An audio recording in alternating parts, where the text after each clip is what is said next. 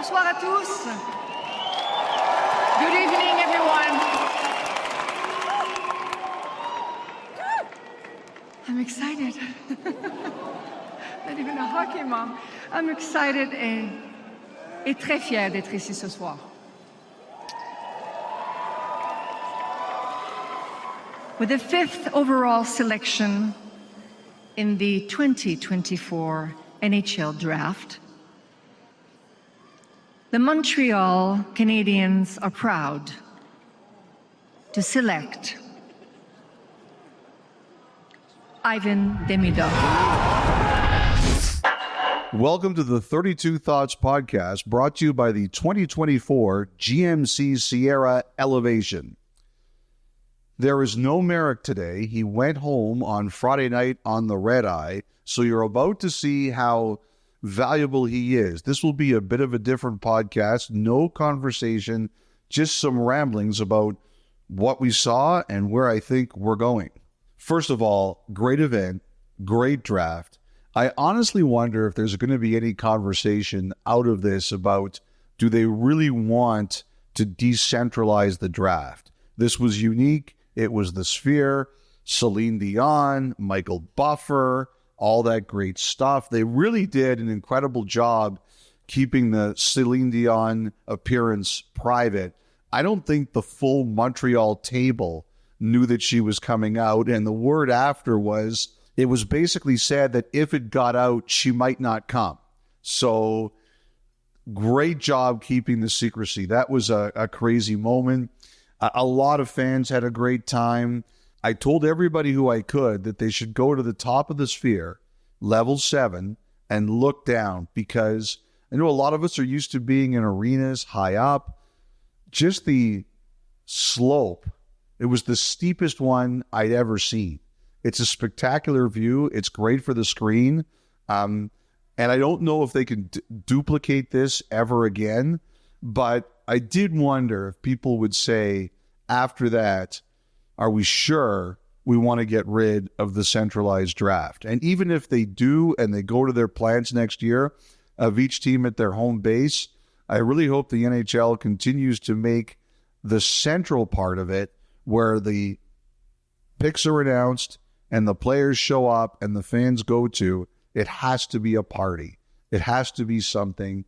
It just can't be this kind of lame thing that we've kind of given up on because the teams aren't there anymore. The draft can still be great. The NFL makes it a party. The NHL should too. And they hit this one out of the park. It was pretty spectacular. One of those things you'll remember about your career. Okay. So let's take a look at some of the news. First of all, Tampa Bay, huge splash. Mikhail Sergachev, that was the stunner. Did not see that one coming. Was definitely not on my radar. They send him to Utah. Utah, by the way, gets an instant top defensive pair in Sergachev and John Marino, who they picked up from New Jersey. Ryan Smith, not a patient guy, he said to the media on Friday. Utah came out and they did something. But this is about Tampa Bay and where they're going to go from here. Sergachev is a big loss on their blue line. I like J.J. Moser. I think he's a good player. And I like what Julien Brisebois said after everything was over about how we just needed some youth in our lineup, which is why they went out and got him and Geeky. But this is about what I think they're going to do up front. Now, Jake Guentzel, last week, Carolina informed him that they would be willing to match his ask of 8x8. And this was on Thursday. And those of you who listened to the last podcast heard that I'd said that Carolina was going to match, and the expectation was that meant that they were going to keep him. And Carolina was telling teams that they were going to keep him. The issue with that is that, as I found out more about it, the 8x8 came, I don't know the exact time, but a while ago. And in Carolina's eyes, that was always there. 8x8 was what Guentzel wanted, and they haggled and they negotiated, which is perfectly normal. But the risk of doing that in that situation is exactly this. You get to free agency, Guentzel starts to hear who else might be interested in him or what else might be out there for him, and his mind starts to wander. Also, as another team told me, what you also realize is the market can change. Maybe 8 times 8 was appealing to him at the time, but what if you hear there's a team willing to do 7 times 9 or 7 times 9.5? Carolina's a good tax state, but Florida, where the Lightning are based, is a no-tax state. So basically what happens is the longer this takes and the closer you get to free agency, the more your mind wanders, the more circumstances can change. And I think that's what happened here. I think that Guentzel just said, you know what, I waited long enough, I'm this close. That was earlier, and it's his right to test the market. And it sounds like that's what he's going to do. There's no doubt Tampa is one of the favorites. I still did hear on Saturday that there were some other teams, not just the Lightning, who were willing to trade for his rights just to talk to him. And I think a couple of those teams in the Western Conference. But I don't know if that's going to happen. I think right now the team to beat for Guentzel is Tampa Bay. Utah, by the way, I still think there's some people who believe they're going to be in on Brandon Montour if he hits the market from Florida. And obviously, Marino being traded confirms what a lot of people have expected for a while. I think we mentioned it a few podcasts ago that Brett Pesce is heading to New Jersey. The other deal Tampa made, just quickly want to mention, Tanner Jeannot to L.A. Right from the moment it became pretty clear that Jeannot was going to be dealt, which was not long after the Lightning were eliminated, I heard L.A. was very much on the radar. The Kings thought that they were a little bit too pushed around last year. And I know it didn't go great for Jeannot in Tampa. He's a better player than he showed there. He was a very effective player in Nashville, and I think LA believes they're going to get that guy. So he'll get a fresh start, and they were very excited to get him. And I wasn't surprised to see that one at all, as much as I was shocked by the Sergachev one. So that brings us to Steven Stamkos. And where are we here? Well, Julien Brisebois had a conference call, Zoom call, after the trades were made, and he said he met again with Don Meehan, the agent for Steven Stamkos, and the positions had not changed. And that means that Steven Stamkos is headed to market, and Brisebois even framed it as sometimes it's the best thing that can happen because you can see what's out there, and if you want, you can circle back. I don't know that that's going to happen. I don't know that I ever thought I would see the day where Steven Stamkos would be an unrestricted free agent and leave Tampa. But, as I've said before, the Lightning have, in the past, they have taken care of a lot of their guys early. They haven't done it with Stamkos twice now. And even people as nice and polite as Stamkos are, who are fierce competitors, they've had enough. And that was the case here. Now, it's been reported, and I think Pierre LeBrun was the first guy to mention it, that Tampa did what they tried to do with Alex Killorn. Alex Killorn a year ago, when he was a UFA, they tried to make it an 8-year offer at like $2.5 million so they could keep the cap down and still get him his money. That obviously happened with Stamkos. It was around 8 times 3. There were some people who indicated they heard that Tampa Bay also offered to do a shorter-term deal. Now, Stamkos will be 35 next season, and that allows you to sign 1-year deals with bonuses. And I think Tampa Bay also proposed something along those lines, which is a shorter-term deal, and then we can start giving you 1-year deals with some bonuses. And it kind of punts you down the road a little bit on your cap, but it was something that I heard was at least conceptually discussed. Obviously, it didn't work, and the team that people are kind of talking about for Stamkos is the Predators. Now, I think there's a lot of interest. I think there's a lot of teams out there that would love to talk to Stamkos and see what he would be willing to do or willing to consider or where he'd be willing to go. And I'm not surprised. He's still a very, very effective player. But a lot of teams think that Nashville is prepared to be pretty aggressive for him. Other things to keep an eye on. Matt Duchene, hearing is going to stay in Dallas. Don't know the terms, but getting that information in multiple places that Duchene is going to stay there. Chris Tanev, at the end of the draft, he was traded from Dallas to Toronto. The Stars really tried hard to keep him. It is expected the Maple Leafs are going to offer him at least 6 years to spread out the money over the term. Kind of the thing that didn't work with Stamkos and Tampa. Looks like it's going to work with Toronto and Tanev. That is Toronto's tactic, and it's expected to be good enough to get it done. I think Vancouver was also interested, but it looks to me that Tanev is going to be the guy for Toronto at a minimum 6-year deal. And I think Toronto is continuing to look at some other defensemen. I think they're going to have competition from Boston for Nikita Zadorov, and they're also in on Oliver Ekman-Larsson, but I think there's a couple of teams who are looking at that too. If you heard Jeff Jackson at the end of the first round on our draft coverage, he said they are trying to sign all of their UFAs, and they are working at it. There were rumors that they had asked Evander Kane to waive his no-move clause, but as of Saturday, that had not occurred. So that's another one to keep in mind. We'll see if that becomes a thing at all, but as of Saturday, it had not happened. Listen to the 32 Thoughts podcast ad-free on Amazon Music, included with Prime.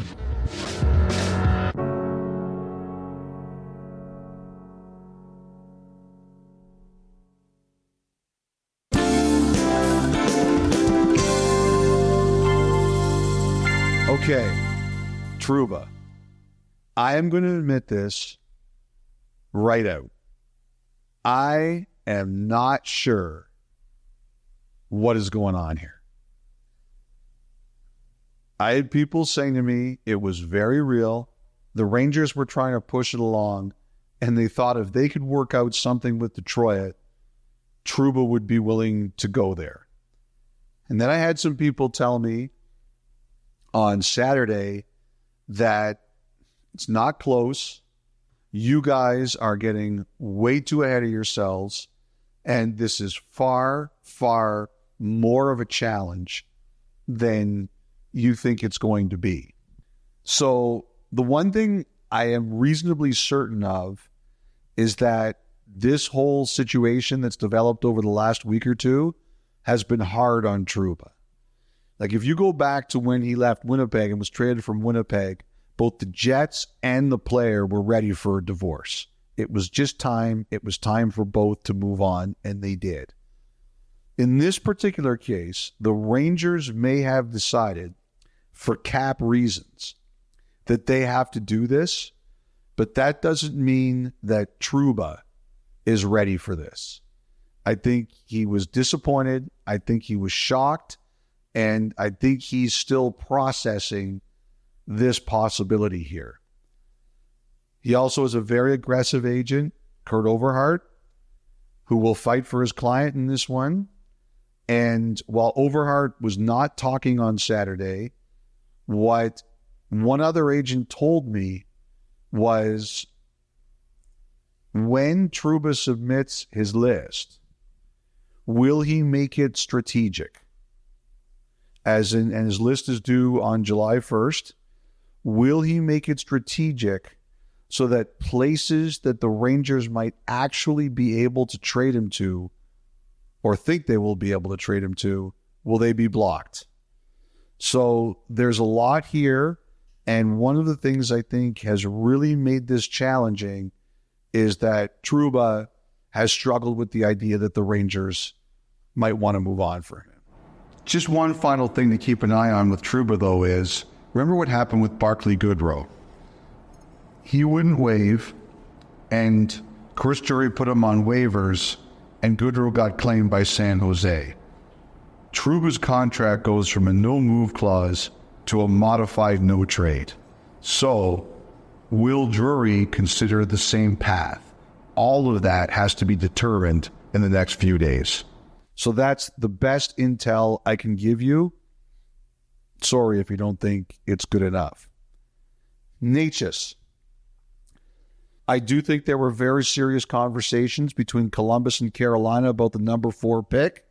I do think that the Hurricanes made Necas a contract offer with permission of the Hurricanes. Obviously, it didn't get done. Columbus was happy to keep the pick, get Caden Lindstrom. Very emotional moment with his family with some great stuff. Chicago, as you know, tried to get into that number 4 overall spot, offering next year's unprotected first plus. The Blue Jackets didn't do it.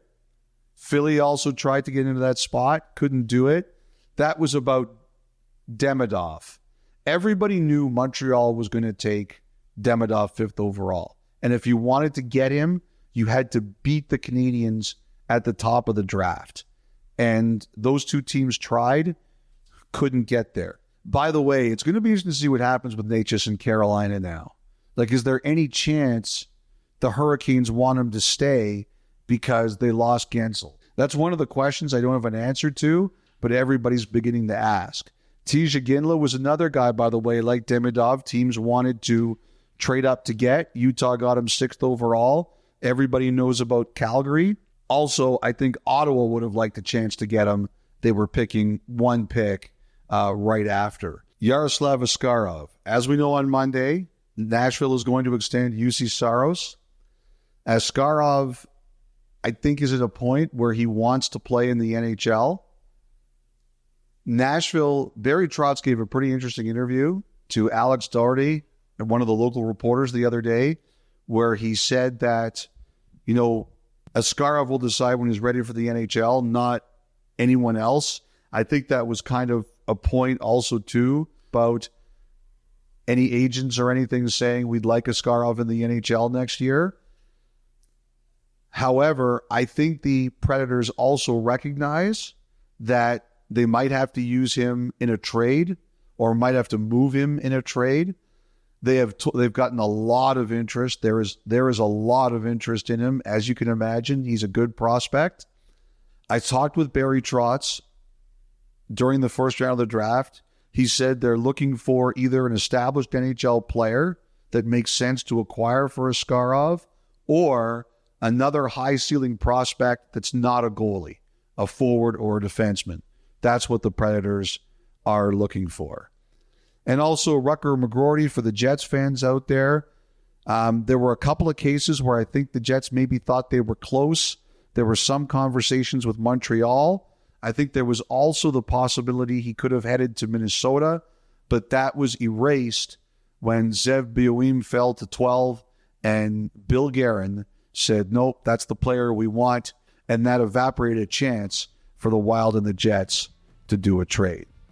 That's all I've got for Saturday evening. I hope this rambling was acceptable. I feel bad for Dom Sramaty, who's got to edit it, but I thank him for putting it together. And as always, thank you for listening. There'll be another pod sometime after free agency. Have a great Canada Day weekend, everyone. Get outside, get some sun, touch grass.